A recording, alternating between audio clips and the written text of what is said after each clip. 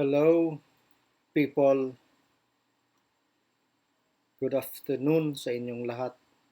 So, last meeting, I shared with you about our first discussion as a sort of review of our values, especially the Filipino values, because some of us maaaring nakalimutan yung values. So, this afternoon, we'll be discussing about creation, especially in the Christian perspective. Then maybe later, by the next topic, I'll assign siguro for the report, especially creation in the Islamic perspective.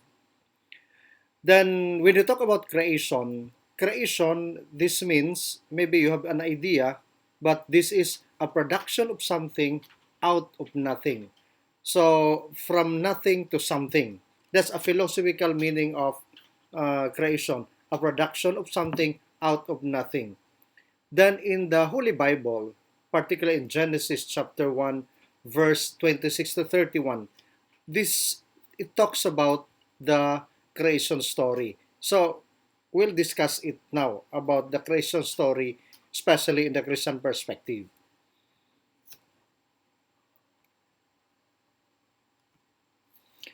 Beneath our belief in science and the technology is a religious faith that maintains God is in control of our modern, sophisticated world.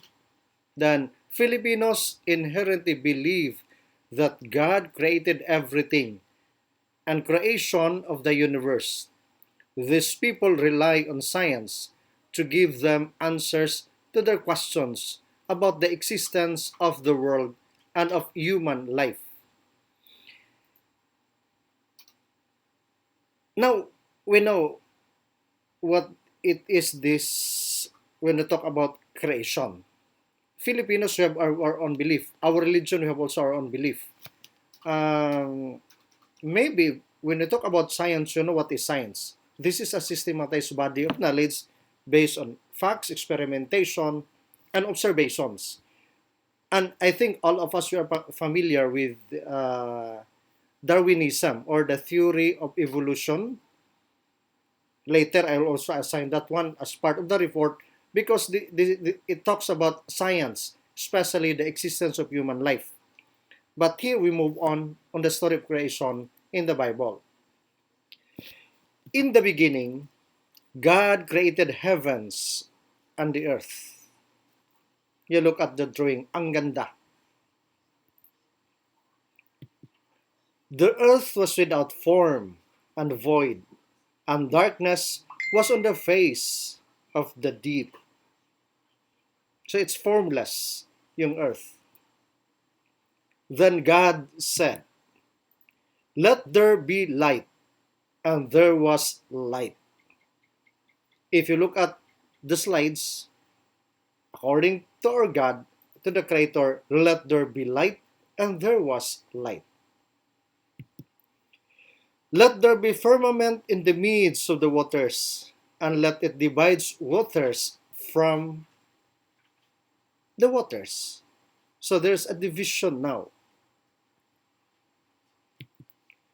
Then God said, "Let the waters under the heavens be gathered together into one place, and let dry land appear." And it was so. And God called the dry land earth, and the gathering together of the waters he called seas. And God saw that it was good.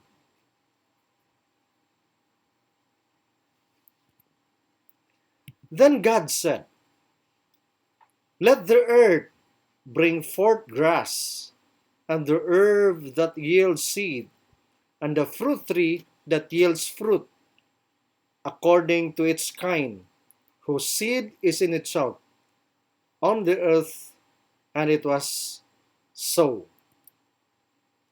Then God said, "Let there be lights in the firmament of the heavens, to divide the day from the night, and let them be for signs and seasons, and for days and years, and let them be for lights in the firmament of the heavens, to give light on the earth. So it was so. Then he made the stars also.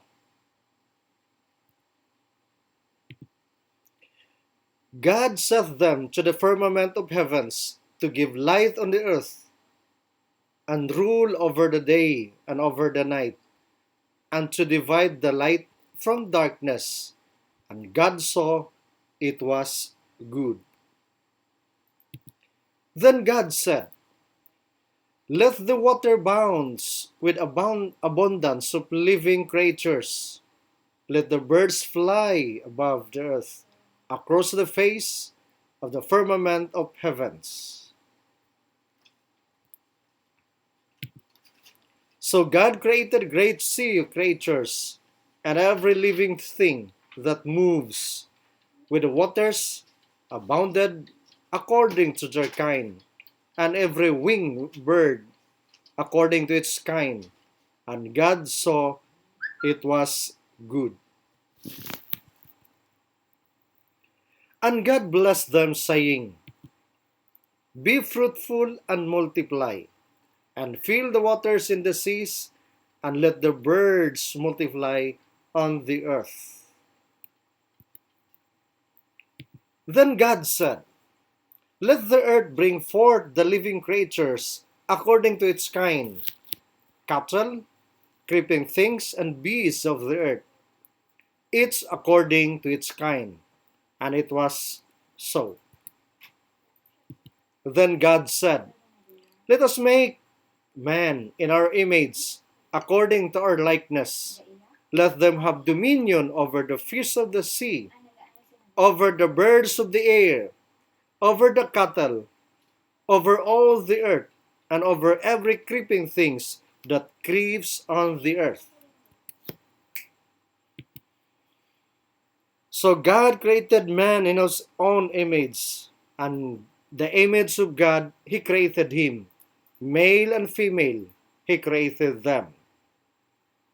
So that was the sixth day when God created the male and the female.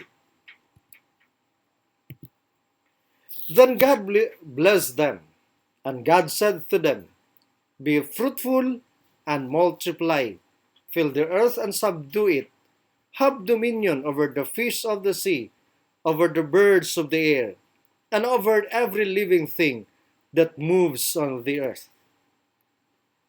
So in our teachings, the first man created by God was Adam, then the woman was Hawa or Eve.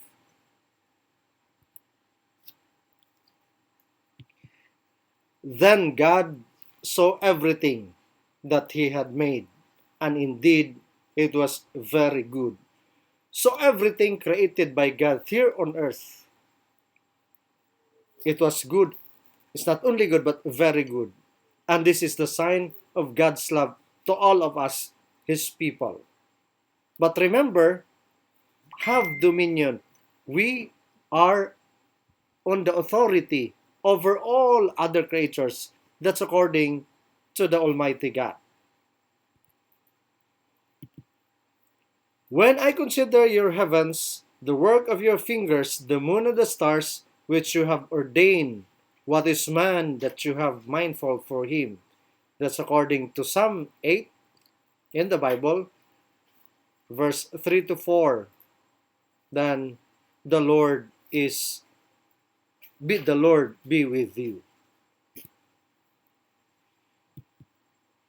Then look at this diagram. First day, as a recap, God created the light and separating light from darkness. On the second day, God created he named the sky, the waters above and waters below. Then on the third day, the earth and the sea, and separating the dry land from the waters. Then on the fourth day, the sun and the moon and stars. On the fifth day, he created the birds and fishes. Then on sixth day, He created animals, all kinds of animals, as well as the rational animal, which is the human beings. So that was the sixth day. Then on the seventh day, there is a celebration. God rested on that day, the seventh day. That's the creation story, particularly in the Bible. So you look at the drawing, first day, second day, the sky, third day, fourth day, fifth, and the sixth day, He created man through His image and likeness. And the seventh day, He rested. So that's all about in Genesis 1, chapter 1, in the Bible. Now, we move on. When God said, have dominion, meaning we are the steward, we are the authority of all God's creation. Man has the authority, once again, of all God's creation. So therefore, we are all stewards in all creation. So we move on. In the Philippines, it's good that we have also law, particularly on the Republic Act number 9147. What about this law? The act shall be known as the Wildlife Resources Conservation and the Protection Act. Then, it shall be the policy of the state to conserve the country's wildlife resources and their habitats for sustainability. Then the act secures the safety of the endangered animals and other animals within the country. Then all activities to be done in the wildlife should be legal. So that's all about Republic Act number 9147, the protection of the Wildlife Resources Conservation and Protection Act. So this is an example of the wildlife. In the Philippines, I think we have like this. Yes. The zebra, meron ba tayo? The rest, the deer. Of course, they are part of their wildlife and they have their own habitat. But now they are endangered. Then what about wildlife? You look at this. When you talk about wildlife, traditionally refers to the non-domesticated animal species, but has come to include all plants, the fungi and other organisms that grow or live in the wild in an area without being introduced by human. The wildlife can be found in the ecosystem, but nowadays there's really a problem with this wildlife. Remember that includes the plants, the animals, and other organisms na sabi hindi pa na-introduce sa tao. That's why now in the pandemic, all became plantitos and the plantitas. Kaya nga pinagbawal even yung dawadyang. Bawal na. And why? Mga endangered na. Mawawala na sila. So that's the problem now. Not only dawadyang and other organisms nawawala na. Kaya nga the DENR is responsible in guarding or protecting these organisms. So these are the wildlife. You look at that one. The mice eat the grasshopper. So it's a cycle. Then the eagle eats the snake. Then when the hawk die, fungi breaks the bodies down and turns them into nutrients. Then the nutrients along with the sun and water cause the grass to grow. Then go back to the sunlight. So you look at the cycle of life, the ecosystem. Then in case mawala na yan sila lahat, what will happen? And now, hinay-hinay, nawawala na sila. Okay, that's really the problem. with my experience being taga-bukid, noon we have a lot of trees sa aming farm. All the birds, the monkeys, etc., etc. But nowadays, because sa kagagawa ng tao, wala na. I think some of you, mga taga-bukid din kaya taga-probinsya, nawawala na. In Tapiran, kawawa na yung mga unggoy. Why? Mga tao na nanirahan doon. Iilan na lang mga unggoy makikita natin. When I went to yung seaport natin, I was amazed na may nakita ba ako nag-iisang unggoy yun sa bundok. Pero sabi ko, wala na din yan kasi may mga tao na rin sa bundok. Hinay-hinay nawawala. So ito yung nangyayari ngayon sa creation of God. That's really the problem now. What about the endangered species? You look at this one, and we are familiar with this, and we know this one. What about the meaning of this endangered? Endangered mean seriously at risk or extinction. So ibig sabihin, hinay-hinay nawawala na talaga sa instinct na sila. Like this one, the Philippine Eagle. Kaya ngayon, namatay na yun si Pag-asa, bago lang. Nanganak naman siya, pinakawalan yung mga anak. But nowadays, iilan na lang yung sa Davao, iilan na lang mga Philippine Eagle. Nawawala na. Ano ay? Hinahunting ng mga tao. Okay? Then the Philippine Eagle, also known as the monkey-eating eagle.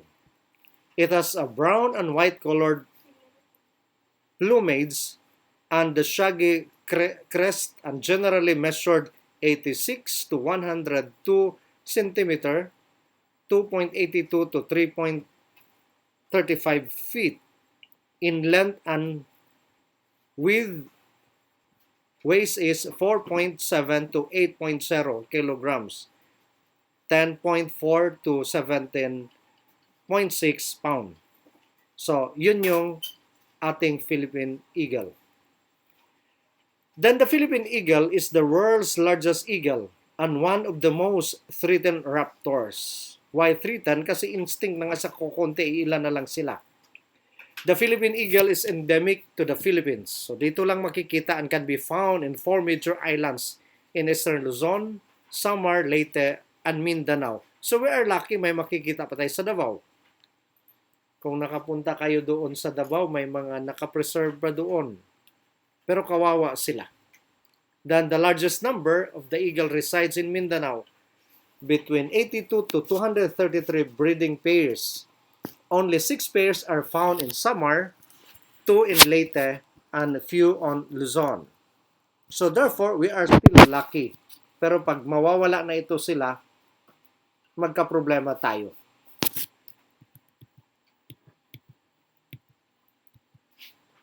Next,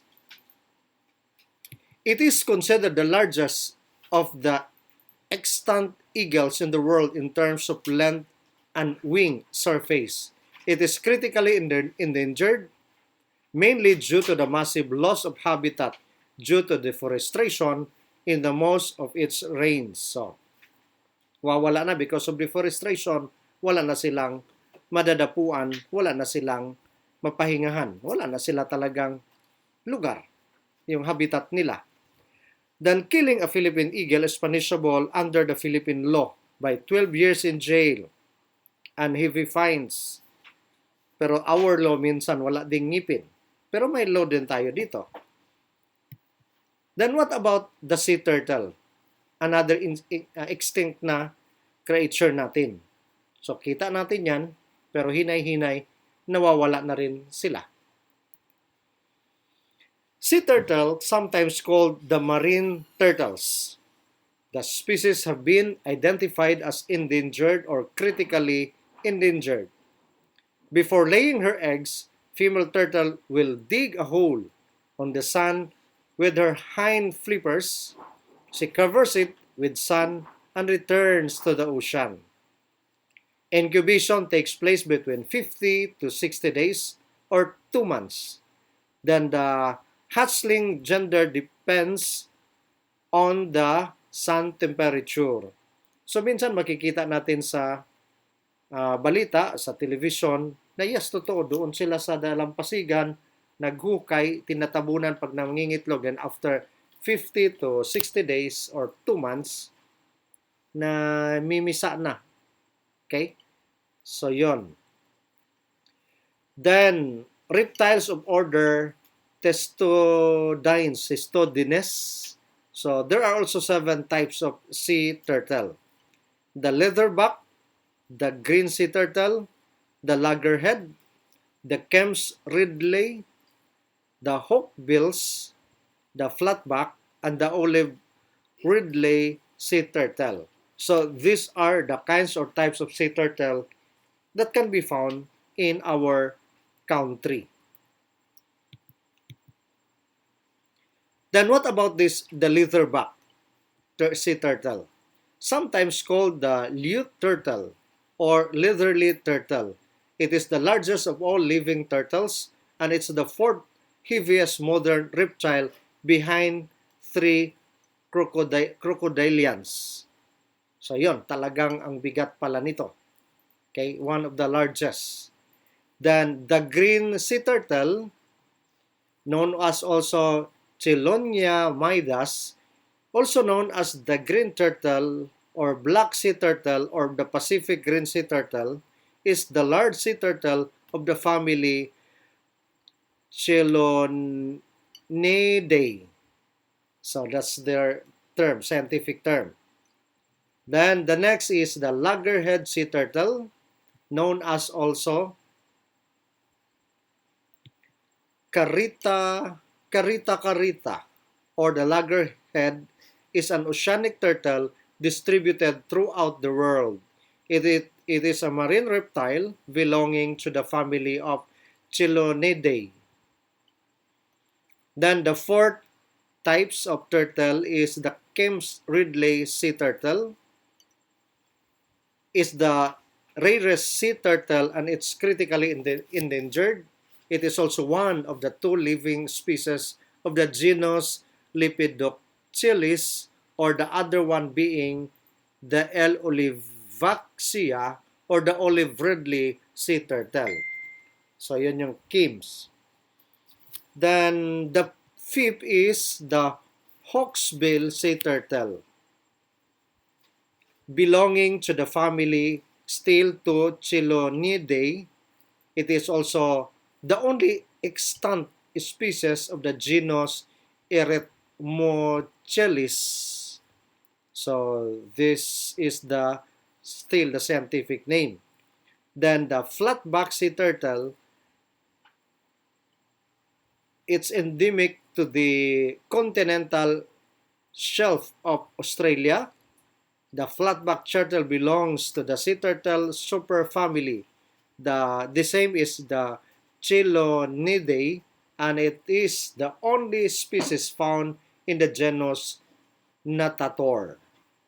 Then the next is the olive Ridley sea turtle. It is also known as the Pacific Ridley sea turtle. It is the medium-sized species of the sea turtle found in the warm and the tropical waters, primarily in the Pacific and the Indian Ocean. So those are the types of sea turtle in which some can be found in our country, the Philippines. And of course, you are all familiar with this. Extinct din sila. Iilan na lang sila. I think here in the North Cotabato, mayroon tayong nakikita din dyan. Doon sa Israel, sa Tulunan, sana, dadami sana yan kung hindi hinuhuli. Familiar? It is very known in Bohol, the tarsier. In the Philippines, tarsier measures only about 85 to 100 millimeter or 3.35 to 6.3 inches in height, making it one of the smallest primates. The small size make it difficult to spot. So kaya nga magtatago, kung may nakapunta man sa inyo sa ball, pag magtatago yan sila, minsan hindi mo mapansin kasi minsan doon sila sa mga dahon or sa kahoy mismo. Kasi ganun sila kaliit. Then, like all tarsier in the Philippines, tarsier's eyes are fixed on its skull. Okay, so malalaki. Their eyes are disproportionately large, having the largest eye-to-body size ratio of all mammals. So, ang laki-laki talaga. And this huge eyes provides this nocturnal animal with excellent night vision. So, because of that big eyes, so they are nocturnal. Ibig sabihin, nakakita sila pag gabi. Kasi nocturnal man. Parang may night vision sila. Then,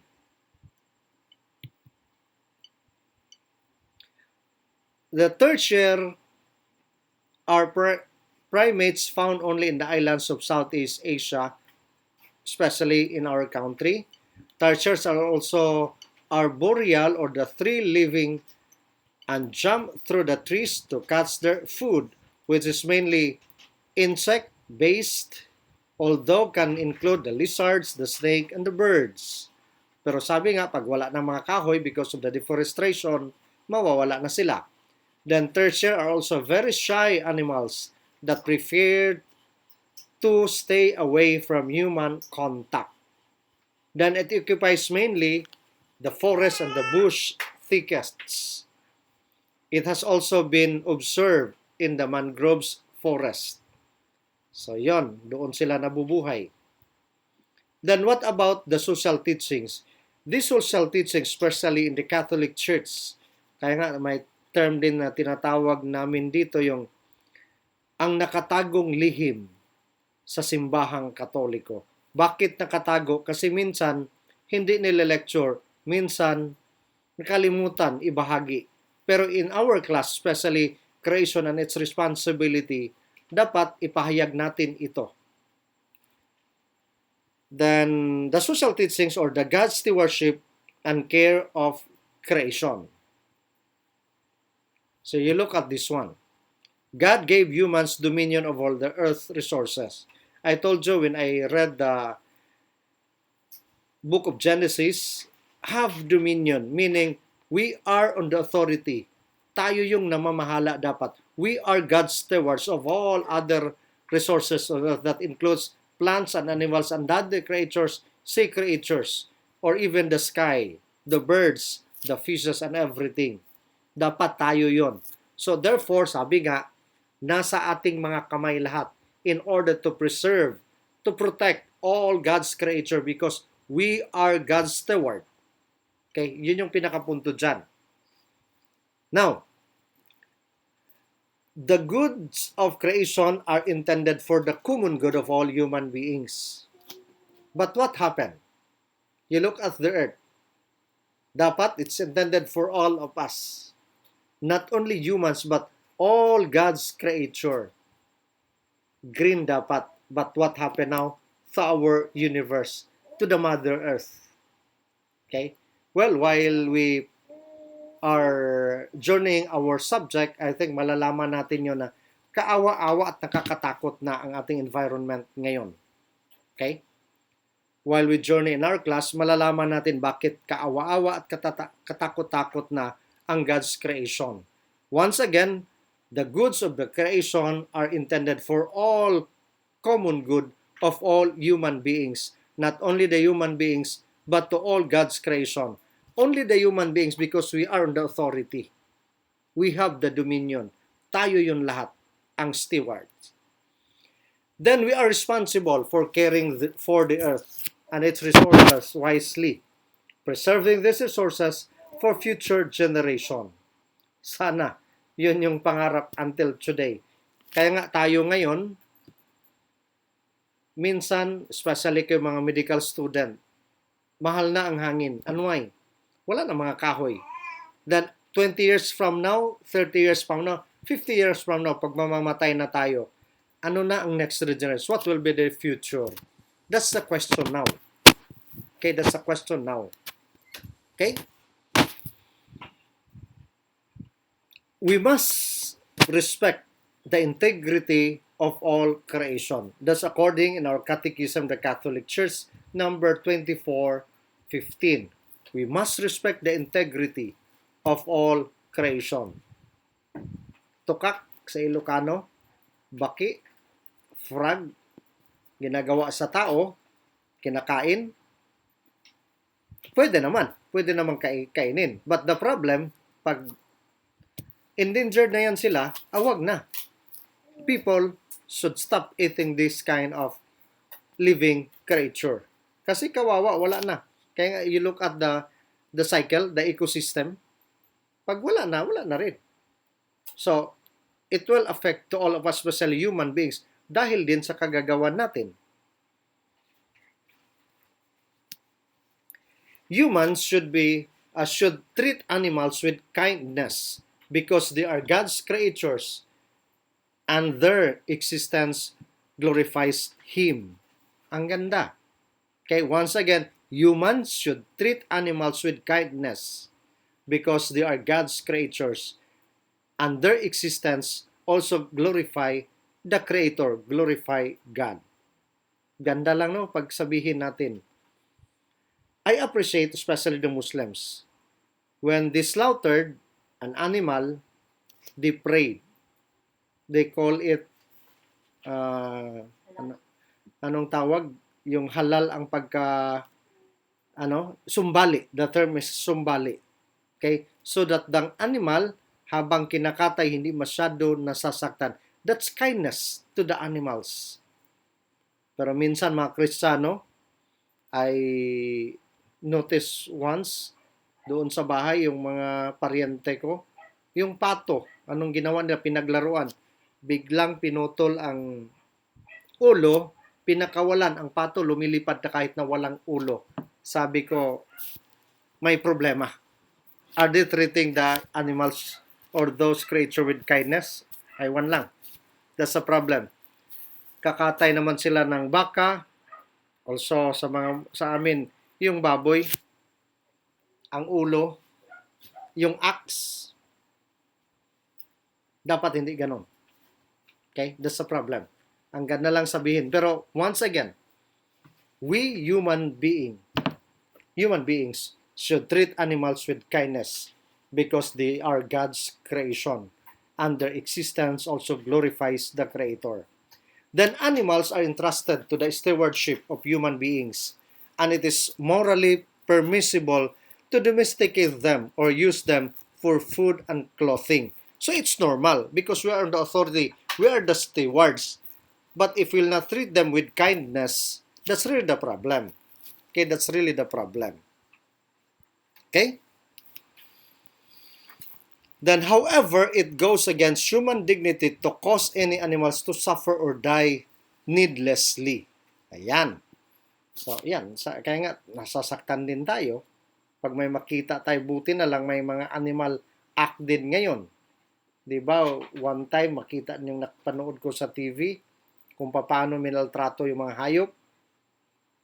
Problema, nabibilanggo sila because may batas na. Okay? Then we show respect for the Creator by caring for all of His creation. Kaya nga, our subject is creation and its social responsibility. So therefore, we as human beings should show respect for the Creator to our God by caring for all of His creation. Okay? We respect human creation when we treat animals humanly. Of course, that follows. That's logic. Pero pag sinisira mo yun, para bang minaltrato mo itong God's creation, okay? Para na ring sinisira mo ang Creator. That's why we need to care for creation. When we use the earth's resources wisely, when we are careful not to waste energy or natural resources, as well as the oil, which we reuse instead of throw out. Okay? So yun, papasok na yun. Later we have topic on that, especially the proper waste management. Okay? Then we care for creation. We are all careful to pollute our environment. and we work to clean up pollution that has already occurred. So it's our responsibility to take care of our environment, not to pollute. Pero problema sa atin, parang wala lang. Pero well and good now na we have here in our school, klaro yung ating basurahan, but there are still some of you. The candy wrapper, iwan lang sa kahit saan sa classroom. Kakalungkot. Okay? Instead tutulong tayo, tayo pang nagpupulyot. We can then each be a good steward of the earth, finding ways to live more in harmony with nature and to respect all God's creation. So there is a need to all of us to respect God's creation. So with that, I would say thank you for listening. I hope you learned something. That's why, once again, take care of our environment. We are God's steward. If we destroy our environment, same is true, we are destroying also our Creator. So, once again, thank you for listening. For your assignment, I'll just write it in our GC as part of your output of this topic, especially God's creation. Then, I'll also give you topics, different topics. I think 8 lang kayo. So each one of you, I'll give you a topics to be reported. So we'll just set the date. Okay, so according to your dean, every Sunday afternoon, we'll take over with our class. Okay, take note on that. Then I'm still waiting yung ano talaga yung schedule natin na maayos na para ma-schedule ko din yung ating mga topics. Okay? So I hope you learned something. If you have some questions, when we have our Zoom, pwede kayo magtanong. And if not, to our group chat, wala namang problema magtanong. Then, your reporting siguro, pwede man tayo mag-Zoom. Pero, ang problema nga, sa ating net, may problem talaga.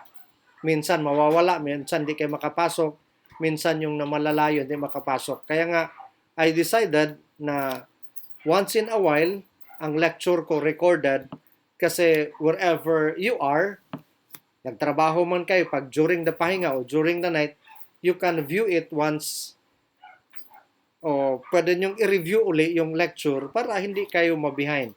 And hoping na natututo din tayo. So, hopefully, nagkaintindihan tayo. And with that, thank you once again. God bless you all. Mabuhay kayong lahat. Dalaygon ang Diyos.